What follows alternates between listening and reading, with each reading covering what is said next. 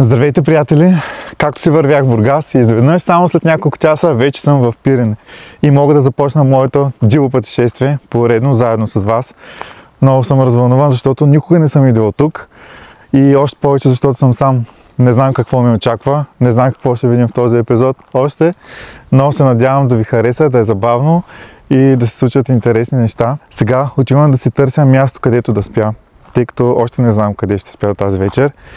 И идеята ми е да стана утре рано сутринта и да изкачим Вихрен и Кончето. Като идеята ми е да преспя и някъде по трасето. Или по-точно на заслон Кончето. Така че, може би това, което ще ни очаква в този епизод. Не знам, ще видим тепърва. И така, само малко време да се почина, да се разходя и да споделям с вас. Нямаше как да не спра по пътя, за да ви покажа ето тази гледка към планината. Просто е уникално. Ето, че стигнах и до хижа Вихрен. Ето може да видите отзад върха, който ще изкачваме утре. И в момента всъщност разглеждам табелите, за да знам на къде да тръгна, въпреки че съм си изтеглил една карта на телефона, която ще следвам. Има доста хора, в интерес на истината. Аз съм си паркирал колата малко по-надолу и мисля да спя в нея. Надявам се да няма проблеми. Четох, че и други хора го правят. И така, докато си обследвам района тук около хижата и се срещнах с едни момчета, които тъкмо се връщаха от заслон Кончето и ми казаха, че са отказали да спят там, просто защото не са се разбрали, но имало и доста хора, които са отивали да спят там тази вечер, което е малко странно, защото не си представях, че има и други хора там. Но това ще е поредното предизвикателство, може би, за мен. И да, по-скоро ще го направя така това нещо. На тях ми е отнело 6 часа и половина да отидат и да се върнат до заслона и обратно. Така че, да, района, колкото и да го разглеждам, това е красота от всякъде. И това ще е пътеката, по която ще поемем утре, сутринта рано. Отивам си към колата да си оправя вътре багажа, да се наредя нещата, да са готови за спане и се включвам сутринта, като тръгваме за прехода.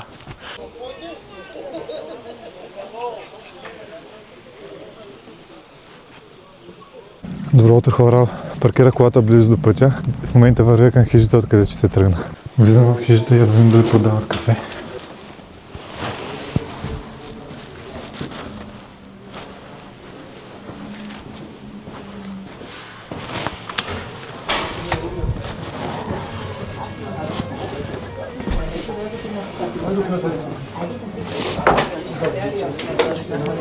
Може ли едно кафе?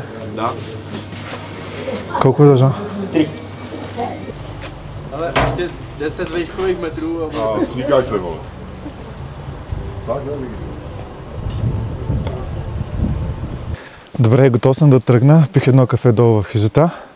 Наспах се много добре. Страхотно спах в колата. Много съм доволен.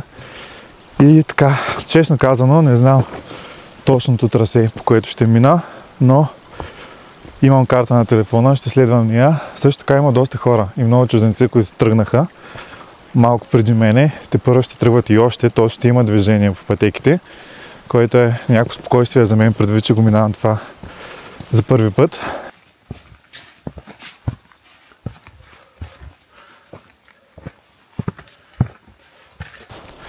Не знам дали е нормално, обаче раницата ми тежи мега много. Защото съм си взел вода и храна, някои дрехи, по-дебели, защото не знам там колко студено ще стане, но съм готов. А в колата изобщо не ми беше студено, между другото. И спах само по тениска. Просто палният чувал ми върши чудесна работа. И така, тръгвам напреде и ще се включвам от време на време.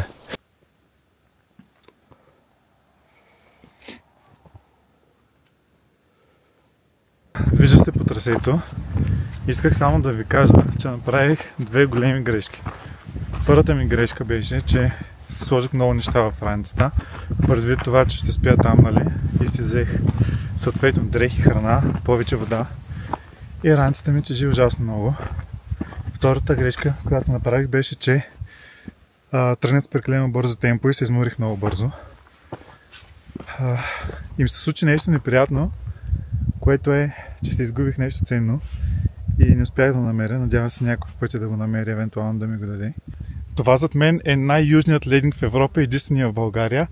И както го гледам от тук, нещо в мен е така тръпва детското да отида и да го видя. Така че тръгвам по трасето и се надявам да успя да стигна, ако не е твърде опасно. Ако преценя, ще ходя върху него. Хайде да видим.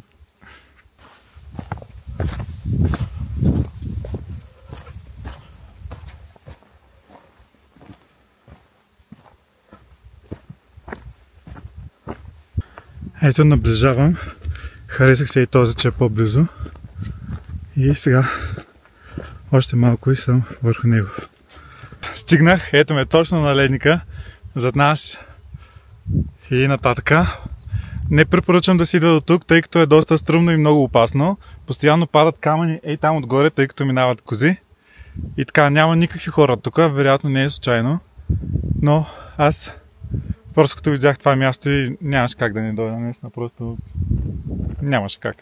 И сега това, което следва е да се върна на пътеката, по която вървях и да продължаваме към кончето. Хайде!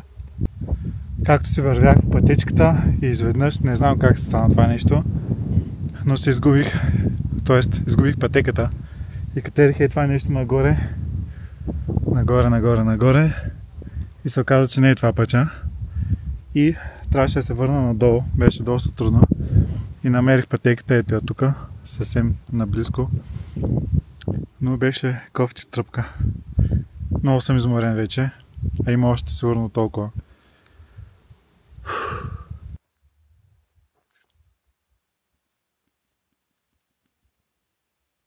Минах примката, ето го вихрен зад мен и сега продължавам към кончето. Ето, по пътеката на там.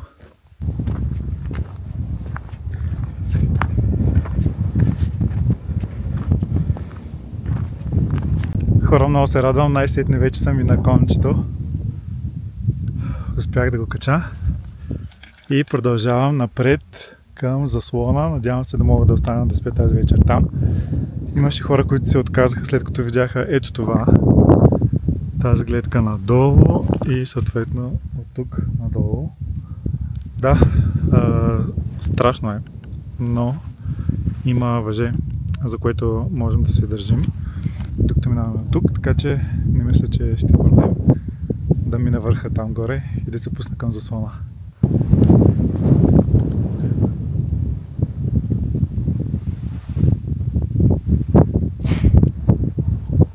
А иначе заслона е ето там. Се вижда в далечината. Ето хора, стигнах заслона, където ще нощувам тази вечер. Вижте гледката. Много е красиво. На където и да погледнеш. Нека да видим как е положението вътре. Айде. Айде, влизаме. Да чукнем първо. Добре. Така. Добре, определено е посещавано от доста хора това място. Вау. Добре, има втора врата.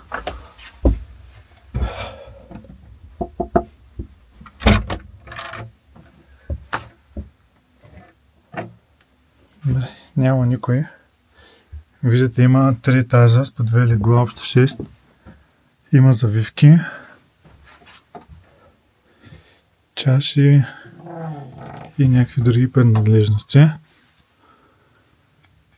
Ето там горе също. Има аптечка. И така, толкова съм благодарен, че го има това място да остана, защото наистина не си представям да се връщам по пътя надолу към хижата, откъдето тръгнах, просто защото наистина ми дойде много. Аз просто не очаквах да ми е толкова трудно. Имах по-големи очаквания от себе си. Честно казано, че няма да се озоря толкова, обаче просто представям, ако трябва сега да тръгна обратно, доста тегъл ще да ми е. Но сега аз по пътя спирах да снимам. Това отнема време. Също ходих до ледника. Това ми отне време. Връщах се в началото, като тръгнах по трасето отново до хижата. Качих се, може би около близо 500 метра нагоре и след това слизах, тъй като изгубих нещо и трябваше да се върна да го търся. И така, сутринта тръгвам рано от тук, с изгрева, надявам се, да няма облаци, да е красиво, готино и може би към Вихрен или към хижата обратно. Още не мога да реша. Тази вечер, като се почина, ще преценя дали да изкачвам Вихрен утре или директно да сляза към хижата. Но малко по-късно ще разберете. Добро утро, вечерта в заслона приключи. Станах рано сутринта, посрещнах изгрева и продължавам към Вихрен. Докато бях в заслона вчера, след като ви го показах, дойдоха и други хора. Още двама мъже и една двойка. Така че си имах компания. Беше много добре. И така. Сега това, което планувам е да изкача върх Вихрен и от него по вертикалния километър да се върна към колата. И така. Хайде. Още не съм се събудил, направо не знам какво говоря. Ето ми по пътя за върх Вихрен. Вече се разсъбудих, чувствам се много добре. Имам енергия. Тук е пълно с кози. Рано сутринта, като идвах нямаше толкова, но сега ето ги, обикалят се, може би се пазят от опасности, по-надолу се хапват тръвичка, вероятно. И така, вижте, клетката е много красива. През цялото време, докато вървиш, е много трудно да не спреш, е така за малко и да се насладиш на красивите гледки от всякъде. Много яко. Тази коза е доста близо до мен, обаче.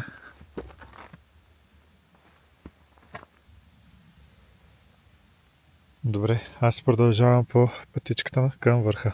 Тръгвам към върха да го катеря. Айде. Ето е компанията от заслона. Тръгвам надолу към хижата да се прибират. А аз тръгвам нагоре към върха. Вече съм тръгнал, де. Изминал съм някакво разстояние. И така, продължаваме напред. Доста напреднах към върха. Мисля, че още малко остана. Може би 15-20 минути максимум. И съм горе. Гледката е зашеметяваща. Разминах се с едни хора от Чехия. Те са минали по краткия път от хижата към върха, директно нагоре по вертикалния километър. Сега се пускат надолу през премката, казаните и се връщат към хижата. Да, стръмно е доста. На места има вериги, които са от голяма помощ. Ето ги. Може да се държиш на тях. И така, продължавам нагоре. Айде. Само след няколко часа преход успяхме да си постигнем целта и да стигнем до връх Вихрен. Сега ще ви разведа малко тук и ще ви покажа гледките. Срещнах няколко човека по пътя, които изкачват върха от другата страна, не от тази, от която идвам аз. Но ще сляза от там, откъдето идват те, за да стигна до хижата, откъдето тръгнах вчера. И така. Много яко. Постигнах си целта от много време. Буквално мечтах да изкача кончето и Вихрен. Много, много исках.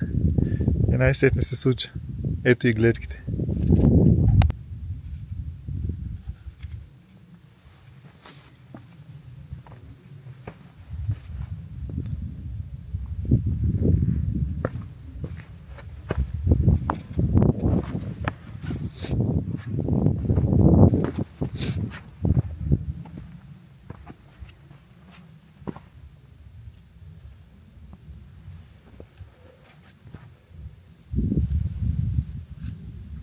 Сега предстои да тръгна по пътеката надолу по вертикалния километър и след 1 километър надолу да съм на хижата, където съм се оставил колата. На хижата ще хапна, направо нямам търпение. Много ми се еде нещо, много съм гладен. И нещо готвено ми се еде. Имам предвид, иначе в Францията имам още някакви провизии останали. Да тръгваме след това към Банско. Там трябва да се намеря някакъв фитнес, където да ще направя някаква тренировка и ще се изкъпя. И трябва да се намеря място, където да нощувам. Но това вече най-вероятно ще е следващия епизод. Аз много ви благодаря, че бяхте с мен в този епизод. Очаквайте следващия, тъй като приключението продължава.